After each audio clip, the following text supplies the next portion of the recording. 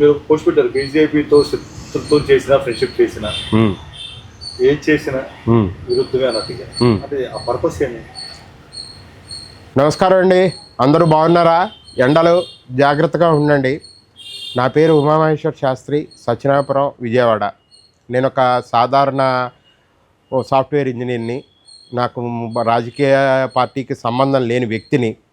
సరే, మన ఫ్రెండ్ అడిగారు బీజేపీతో శత్రుత్వం అయినా మిత్రత్వం అయినా రీజనల్ పార్టీస్కి ఇబ్బంది అని.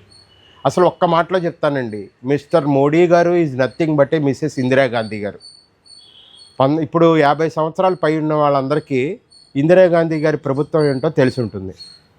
సో ఇప్పటి జనరేషన్కి తెలియకపోవచ్చు. ఆయన సింపుల్గా మోడీ గారు ఇందిరాగాంధీ గారి స్ట్రాటజీనే ఫాలో అవుతున్నారు. ఏ విధంగా? ఇందిరాగాంధీ డిక్టేటర్షిప్, మోడీ గారు డిక్టేటర్షిప్. ఆవిడ మీడియాని, అప్పుడున్న మీడియాని నియంత్రించగలిగారు. ఈయన అంతే. ఆవిడ అప్పుడున్నటువంటి రీజనల్ పార్టీస్ అన్నిటినీ చంపేసేవారు. ఈయన అంతే. ఇలా చెప్పుకుంటూ పోతే ఇద్దరివి కామన్ సిమిలారిటీస్ ఉంటాయి. అందుకని మోడీ గారు పెద్దగా ఏదో ఇప్పటి జనరేషన్కి ఏదో కొత్తదనాన్ని తీసుకొస్తున్నట్టు మీరు అనుకోవద్దు. ఎందుకంటే పాత వైన్ కొత్త సీసాలో పోసినట్టే, అంతే తప్ప ఇక కొత్తదనం ఏం లేదు ఇక్కడ.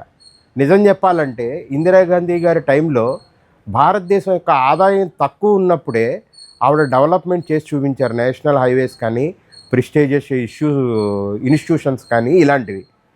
అప్పుడు మనకు అప్పు ఇచ్చే మనిషి కూడా లేడు. కానీ ఆవిడ ఫర్మ్గా నిలబడి 2 యుద్ధాలు, పాకిస్తాన్తో యుద్ధాలు, చైనాతో యుద్ధాలు చేశారు. ఈయన మన ఎన్ని యుద్ధాలు చేశారో, ఎక్కడ సింధూరు యుద్ధం ఎక్కడ ఆపేశారో ఇవన్నీ మనకు తెలుసు. మోడీ గారి గురించి నేను ఎక్కువ చెప్పనవసరంలా. సరే, ఇప్పుడు మన అడిగిన అలా అని నేను ఏదో కాంగ్రెస్ వాదినని మీరు అనుకోకండి. జస్ట్ నేను చెప్పినవి అబద్ధాలు అయితే మీరు నాకు ఫోన్ చేసి కూడా నాకు మాట్లాడచ్చు. నేను నిజాలు చెప్తున్నాను. సరే, మోడీ గారుతో శత్రుత్వం అయినా మిత్రత్వం అయినా రీజనల్ పార్టీస్కి నష్టమే. ఎందుకంటే మోడీ గారితో అంటే ఇప్పుడు ఉన్నటువంటి బీజేపీ ఒరిజినల్ బీజేపీ కాదు. లాల్ కృష్ణ అద్వానీ గారు, మహానుభావుడు వాజ్పేయి గారు, మురళీ మనోహర్ జోష్ గారు, ఆ బీజేపీ వేరు. అది స్కాలర్సు, మహామేధావులు, పండితులు, ఒక డిగ్నిటీ, ఒక ఎథిక్స్, వాల్యూసు, పవర్ కోసం తాపత్రయం కాదు. వాళ్ళ ఒక సిద్ధాంతం కోసం జీవితాలను అర్పించిన వ్యక్తులు. సింపుల్ ఎగ్జాంపుల్ చెప్తానండి. ఇప్పుడు బీహార్ ముఖ్యమంత్రి గారు ఉన్నారు, బీజేపీ ముఖ్యమంత్రిగా చేశారు. ఆయన క్వాలిఫికేషన్స్ ఎంతమందికి తెలుసండి? 8th క్లాస్ ఫెయిల్డ్, 18 మర్డర్స్లో ఆయన అక్యూజ్డ్. ఆయన పాన్ పరాగ్ ఏదో పబ్లిక్గా శాసనసభలో నోట్లో పెట్టుకుంటూ మీడియాకి చిక్కిన వ్యక్తి. అటువంటి ఆయన్ని ఆయన సీఎం చేశారు ఇప్పుడు మోడీ గారు. అక్కడ బీహార్లో గొప్ప గొప్ప వ్యక్తులే లేరా? ఎందుకు ఆయన్ని మాత్రమే చేశారు అంటే ఆ వాల్యూస్ కానీ, ఆ ఎథిక్స్ కానీ డైల్యూట్ అయిపోయాయి.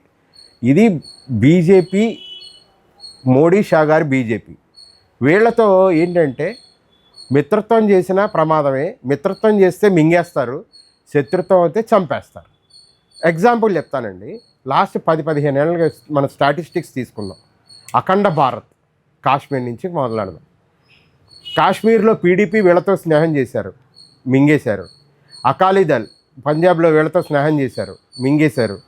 Maharashtra Shiv Sena, long standing old friend ఆయన బాల్ థాకరే గారు, దాన్ని మొక్కలు చేశారు షిండే అనే ఒక మనిషిని ఎదురుపెట్టి. తర్వాత ఇటు north eastern states, Assam Gana Sangram Parishad మింగేశారు. ఇప్పుడు బీహార్ జేడీయూ, నితీష్ కుమార్ మింగేస్తున్నారు. ఒరిస్సా బీజేడీ, బీజు జనతాదళ్ మింగేస్తున్నారు. కర్ణాటక జేడీఎస్ మింగేస్తున్నారు.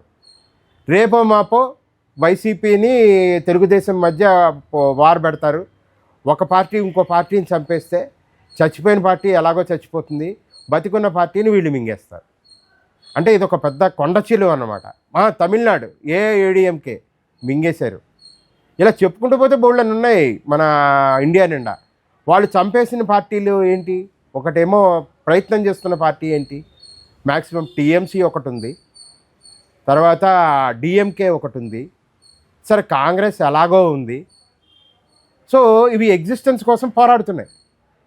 ఇంకా మీరు ఆమ్ ఆద్మీ పార్టీని చూశారు. ఒక చిన్న వ్యక్తి, నికార్స్ అయిన వ్యక్తో నికార్స్ కాని వ్యక్తో 100 కోట్ల దీని గురించి అతన్ని మొత్తం BJP system, central government systems, చివరికి న్యాయ వ్యవస్థ ఒక్క వ్యక్తి చుట్టూ ఇంత ఫోర్సులు పెట్టి అతన్ని అట్టుడికించేస్తున్నారే, అయినా నిలబడ్డాడు. అతను గ్రేట్ అంటారా, మిగతా పొలిటికల్ పార్టీలు గ్రేట్ అంటారా? అన్నీ బాగున్నప్పుడు పవర్లో కూర్చుని ఎంజాయ్ చేయడం కాదండి, పరిస్థితులు మనకు అనుకూలంగా లేనప్పుడు మనం పోరాడతాం చూడండి, అప్పుడు వాడి ఓన్ క్యాలిబర్ బయటపడుతుంది. అప్పుడు వాడు నిలబడ్డాడు చూడండి, అప్పుడు వాడి మనగాడు అనాలి. అంతేగాని సీట్లలో కూర్చున్న మా ప్రధానమంత్రి సీట్లోనో లేకపోతే సీఎం సీట్లో కూర్చున్న ప్రతివాడు మొనగాడు కాదు. నేను మగాడు అనట్లా, మొనగాడు అనే పదం వాడుతున్నా, జాగ్రత్తగా వినండి. సో బీజేపీ అది స్టాండ్. వాళ్ళతో మిత్రత్వం చేస్తే మింగేస్తుంది, శత్రుత్వం చేస్తే చంపేస్తుంది. వాళ్ళ స్ట్రాటజీ అంతే. అది కూడా ఇప్పుడు మోడీ షా గారు బీజేపీ కాబట్టి. ఇద్దరు మాట చెప్పారు, బీజేపీ మోడీ ఇందిరాగాంధీ సేమ్ ఒకటే చెప్పారు. అప్పుడు ఇందిరాగాంధీ టైంలో ఆంధ్రప్రదేశ్ ఒక పార్టీ చేసి ఎన్టీ రామారావు గారు, ఇందిరాగాంధీ అలా వ్యతిరేకం చూస్తున్నాయి. ఇప్పుడు మోడీతో వ్యతిరేకంగా చూసే వ్యక్తితోనే పరిచయం చేస్తారు చంద్రబాబు నాయుడు, అదే టీడీపీ పార్టీ. దాన్ని ఎలా ఇచ్చేస్తారు?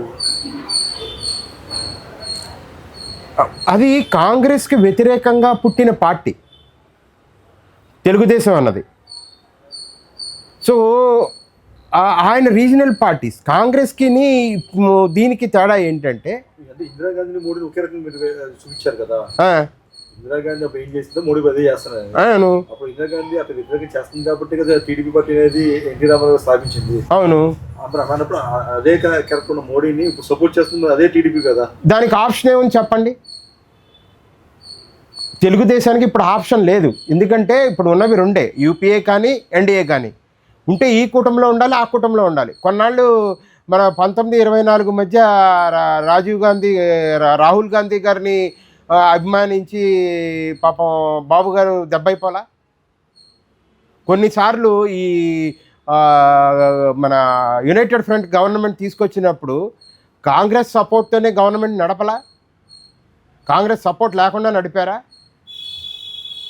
కాదు కదా. ఏదో కూటమిలో ఉండాలి. ఇప్పుడు ఇండిపెండెంట్గా ఉంటే బతకనివ్వరు. మోడీ గారు గ్యారంటీగా బతకనివ్వడు, వేటాడేస్తాడు. సింపుల్ ఎగ్జాంపుల్ చెప్తానండి. ఈ 1924 మధ్య అందరూ అనుకుంటుంది జగన్ గారే మన సిబిఎన్ గారిని, చంద్రబాబు గారిని బాధ పెట్టారు అంటున్నారు. జగన్ గారికి అంత కెపాసిటీ ఉందని అనుకుంటారా? తన మీద తనకు వ్యతిరేకతను పెంచుకుంటారా ఆయన బీజేపీ సపోర్ట్ లేకుండా? బీజేపీ ముందు వెనకాల ఉండి జగన్ చేత చేయించిందని నేను అనుకుంటా. లేకపోతే సిబిఎన్ గారిని 40 years ఇండస్ట్రీని తీసుకెళ్ళి ఎటువంటి ఎఫ్ఐఆర్ కూడా లేకుండా ఏ చిన్న కేసులో ఎత్తి 53 రోజులు లోపల పెట్టగలిగే సమర్థత స్టేట్ ఆర్గనైజేషన్కి ఉంటుందా? అదే ఆర్గనైజేషన్కి అంత శక్తి ఉండుంటే ఇప్పుడు జగన్ గారికి బోల్డెన్ ఇది ఏపీ లిక్కర్ స్కామ్ ఉంది, ఇంకా చాలా ఉన్నాయి. అదేంటి విద్యుత్ స్కామ్ ఉంది, ఇవన్నీ చాలా చెప్పారు కదా. మరి కనీసం జగన్ గారి ఇంటి ముందు వెళ్ళి నోటీసులు ఎందుకు అంటించలేకపోతున్నారు? అంటే ఆ రోజు బీజేపీ ఏం చెప్పిందంటే బాబుని కంట్రోల్ చేయడానికి జగన్ గారిని ముందు పెట్టి బాబుని కంట్రోల్ చేసింది, తన మీద ఇది కాకుండా. కానీ జగన్ గారికి మొత్తం ఆ డిస్క్రెడిట్ అంతా ఆయన బకెట్లో పడింది. ఇప్పుడు బాబు చేయలేరు, ఎలాగో జగన్ ఎలాగో చేయలేరు, ఆయన మైండ్ సెట్ వేరు. కానీ బాబుని చెయ్యమన్నా కూడా చేయలేడు. అందుకని ఏం చేస్తుంది బీజేపీ? నేను 24 ఆగస్టులోనే ఒక పోస్ట్ పెట్టా, బాబు గారి వల్ల వైసీపీకి ఎటువంటి ఇబ్బంది ఉండదు. మీకు గుర్తుండే ఉండాలి, నారా లోకేష్ గారు ఉన్నట్టుండి ఢిల్లీ వెళ్ళి అమిత్ షా గారితో మీటింగ్ అయ్యారు. అక్కడ క్లియర్ కట్గా ఆయనకి ఆదేశాలు వచ్చాయి, వైసీపీ క్యాండిడేట్ని ఎవరిని టచ్ చేయకని అవసరం లేదు మా పర్మిషన్ లేకుండా.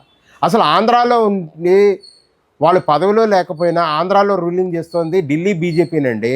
ఇక్కడ సీట్లో కూర్చుంటోంది టీడీపీయా వైసీపీయా డజంట్ మ్యాటర్. ఢిల్లీ వారు ఏం ఆదేశిస్తే అది చేస్తున్నారు వీళ్ళు. అలా అయిపోయింది ఆంధ్ర పరిస్థితి. ఆంధ్ర ప్రజల పరిస్థితి కూడా అలాగే అయిపోయింది. అసలు ఆంధ్ర నాశనానికి లేకపోతే ఆంధ్ర అభివృద్ధికి దేనికైనా సరే ఢిల్లీ పెద్దల అనుగ్రహం మీద ఆధారపడేటువంటి పరిస్థితి ఏర్పడిపోయింది. ముందు ఒకళ్ళు కనిపిస్తారు అంతే. బీజేపీ స్ట్రాటజీయే అది. ప్రపంచానికి కనిపించేది ఒకటి ఉంటుంది, తెర వెనుక ఒకటి ఉంటుంది, తెర ముందు ఒకటి ఉంటుంది. నేను క్లియర్గా చెప్తున్నానండి, ఒక 10 ఏళ్ల కాలంలో మిగతా రాష్ట్రాల్లో ఉదాహరణలు చెప్పాను కదా, ఇక్కడ వైసీపీని టీడీపీని రెండింటిని మింగేస్తుంది అది. ఒకవేళ ఇదే బీజేపీ కనుక కొనసాగితే వాళ్ళ అదృష్టం బాగుండి. అందుకనే స్టేట్ దేశం మొత్తం తమ కబంధ హస్తాల్లో పెట్టుకోవాలని డీలిమిటేషన్ అనే ఒక కొత్త పదాన్ని తీసుకొచ్చి దాన్ని మహిళా బిల్లు వెనకాల దాచి మొత్తం కబంధ హస్తాల్లో పెట్టేసుకోవాలనుకున్నారు దేశం మొత్తాన్ని.